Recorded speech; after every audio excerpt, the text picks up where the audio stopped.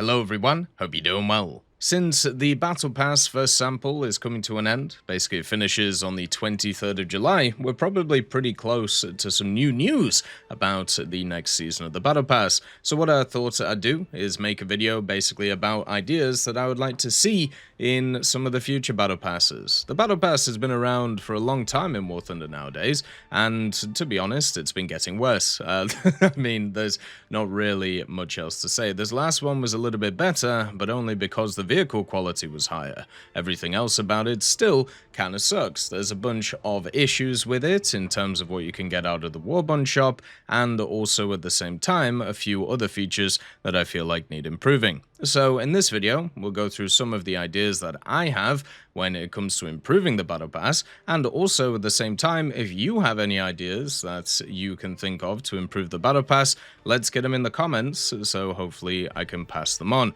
As always, if you enjoy the content, make sure to subscribe, and also like the video. Let's get started. So the first suggestion is pretty simple: better themed battle passes. When it comes to battle passes, you get basically 4 a year. Nowadays, because of how they lengthen them, they're pretty much over a 3-month time span.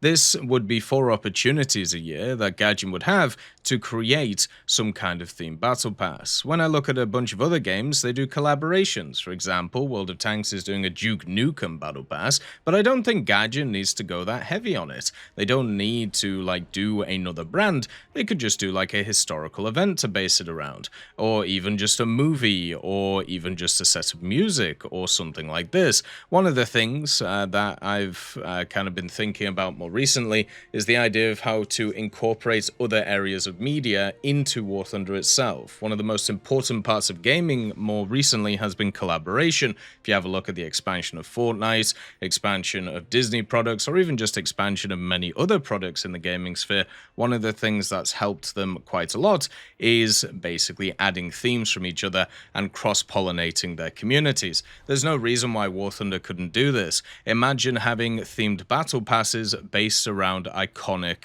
military movies, whether it be something such as, I don't know, the Battle of Britain, and then you could add in some of the Spanish aircraft, which we used in that on the German side of things, the HA series, or what you could do is something like, I don't know, the Battle of the Bulge, and you could add in a unique premium Chaffee or M47, which would basically mimic what was in that movie. The movies themselves don't have to be completely historical, but it would tie in the idea of the video game and the military aspect of it, and also the military aspect of the movies or TV shows or anything like that. Imagine the idea of having something like, I don't know, a Tiger which is from Fury, or just the Fury Sherman, or something similar to that, which would be fantastic. And I understand there are pre-existing products that probably have licenses for these things, but there's no reason why War Thunder couldn't go out and try and find some which were a little bit different compared to others. There are many avenues that could easily be explored for this, and it would just be fantastic. In terms of the theme themselves, what you could do is you could have a profile picture theme, so it would basically be one of the portrayals of one of the characters, or maybe a significant historical figure if they wanted to tie it to a piece of history, kind of like the pages of history that you have. You could have a unique voice line, which you could then add to one of your vehicles, which would remind you of the Battle Pass and also the other piece of media. And you could also add in themed backgrounds to the profile, and even loading screens, which give a homage to the product. You don't have to go crazy when it comes to these things. You just have to find a link between one of the vehicles, and also create links between the profile pictures and some of the additional decals and decorations. So I don't understand why that couldn't be done, and it would mean that these battle passes would be more interesting, more iconic, and also people would remember them more. Instead of remembering them just for the vehicles, they would also remember them for the themes of what they bring along too.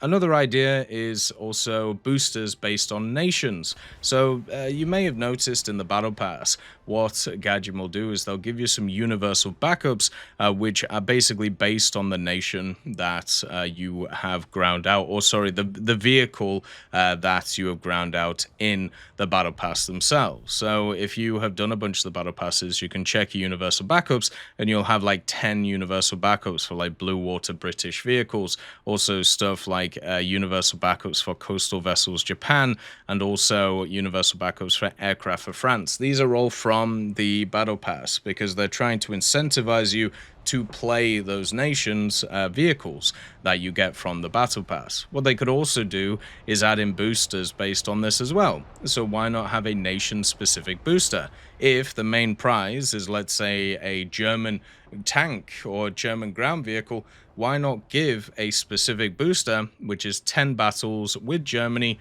where you have, I don't know, a 50% SL bonus or a 50% RP bonus, similar to the Twitch drops that they've done for the esports events, and just make it unique to that specific nation, so therefore it pushes people into playing that nation while using it.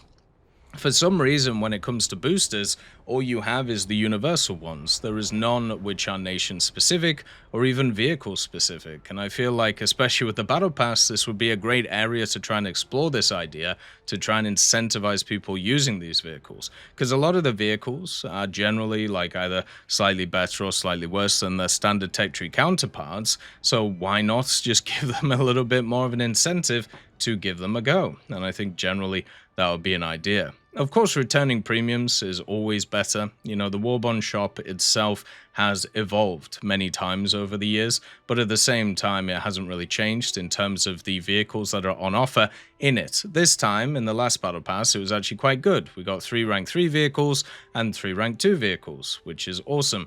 Would be nice if maybe they added in a few more, just because, you know, 6 premiums 4 times a year isn't really a lot compared to how many premiums are in the game nowadays, especially since they've removed one of the premiums from the Battle Pass and added in the older vehicles that are set around the place too. So for me, just bringing back some older ones in the Battle Pass, whether it is just for war bonds, whether it is for general grinding, I think should be quite nice to focus on. Another thing they could also do is season-long challenges of the Battle Pass, which are connected to older event vehicles. So basically, you know how you have the challenges of the Battle Pass. If you complete them, you get levels towards the Battle Pass, and then if you complete them all, you get a bonus set of levels to the Battle Pass. This is fantastic, and the actual way it works is wonderful.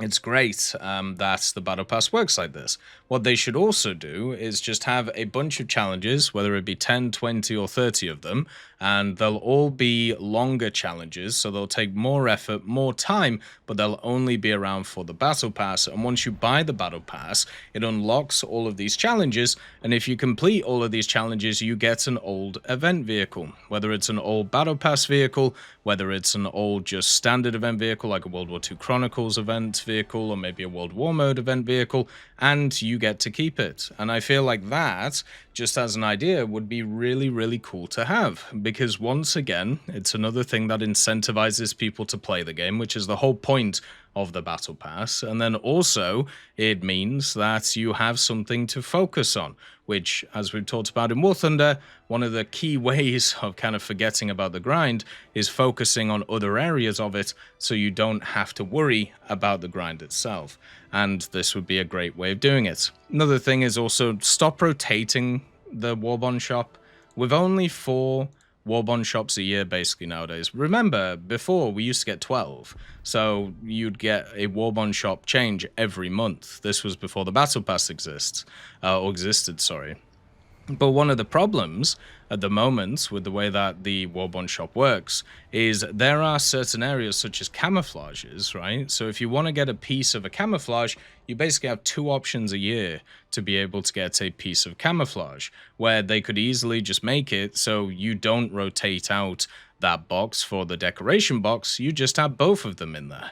Also, there is a decal box, which they rotate out every time, which has a bunch of different decals from other years, which are just kind of sat there. Why rotate that? Also, why rotate a bunch of the other stuff, such as things like the other decals or even the other kind of premium vehicles? Why not just keep them all in there at the same time? I get the idea of FOMO, that you want to get it, or, the RNG nature of the boxes, because you don't know what you're going to get out of it, but we just don't get enough a year. So it's just more annoying than anything else to have to wait for so long in order to get it sorted. And that just sucks. It's no good and it's not fun. So they should definitely just, instead of rotating them, just keep them there so people can grind them out. Another thing is adding a modifications box for the Battle Pass. We've seen with a lot of high-tier event vehicles, or even top-tier event vehicles, the addition in their kind of grinding for the event vehicles, one of the last marks of distinction, gives you access to random modifications for a vehicle that, is in that event. There's no reason why you couldn't add that to the Warbond shop. Why not have a box where you get to select the vehicle that you want to get random modifications to, and then it will just give you some of them. This obviously adds in the RNG factor that Gaijin really likes. I personally don't, but you have to make compromises. And also at the same time, it means that grinding out specific vehicles would be made easier for people to be able to do. And this would give people an incentive to play those vehicles. I'm probably in the same situation as a lot of individuals where I have many vehicles where I kind of dread playing them because I know I'm going to have 5 or 10 or 15 or 20 matches where I'm just going to get beaten in the head before I can actually have a good time in the vehicle. And that sucks because, I need to grind out the modifications in order to just be usable. So in terms of this, you can make it a little bit easier by having a modifications box in the Battle Pass. I sell talismans too. We have RP talismans, which are pretty simple. They just boost the amount of RP that you get from using a specific vehicle, but we do not have SL talismans. So SL talismans would mean that you would double the amount of SL a vehicle would make in the standard tech tree. This would also mean that you wouldn't be able to apply an RP talisman to it, so you'd have to choose between an SL or an RP talisman for a vehicle. Otherwise, it would just make it a premium. But, technically you could just do that anyway. Maybe that's a way of doing it, but I think it would be better if you just could either pick one or the other. The other idea, as well as star passes for events. So imagine you grind out the battle pass a lot, which can be grueling, let's be honest. Like if you're going for level 150 every time like me, it can get a pretty crazy. Like I took a bit of a holiday, but before the holiday I ground out 65 special tasks to make sure that I was at the level 150 before I kind of went away.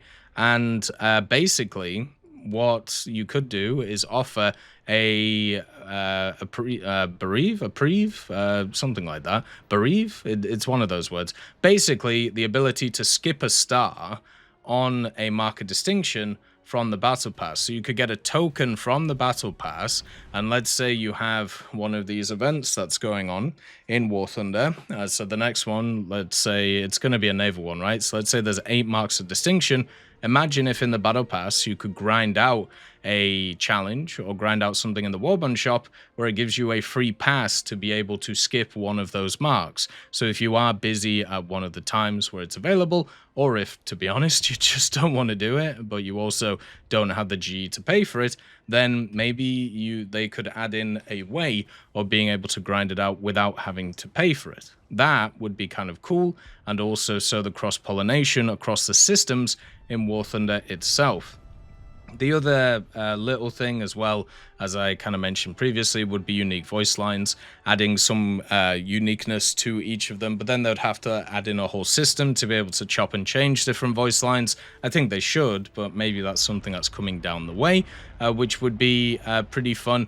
And once again, just getting more access to older content, so it doesn't really cost Gaijin too much to be able to bring it back, especially content that you can't get anymore. I've always liked the idea of a lot of the hidden vehicles in the game being added into the Battle Pass as kind of blueprint vehicles, so you'd have to grind out the pieces of the blueprint, then you get the blueprint, and then voila, you get access to the vehicle if you just pay like the SL for it or something. I think that would be really cool as an addition too, but it's also something I've brought up a few times, so I don't want to bash on about it once again. Let me know what you would like to see out of the Battle Passes, and as always, I hope you have a wonderful day, and I'll see you next time. I'd just like to thank GMG Smiley, CD Beans, Chieftain Mike, EMN3 Galaxy, Tulio Pontecorvo, Brendan Quinn, Carrion Crow, Gus Irenicus, Pyman, Wartinder, Teddy, Daniel Stanton, Martinez, B. Young, Ozzy Panzer, Alan Hacker, Liam Shear, Opium Prime, Lafouche, Sem, Aslan, Uncle Bean, and Derek R. for supporting the channel.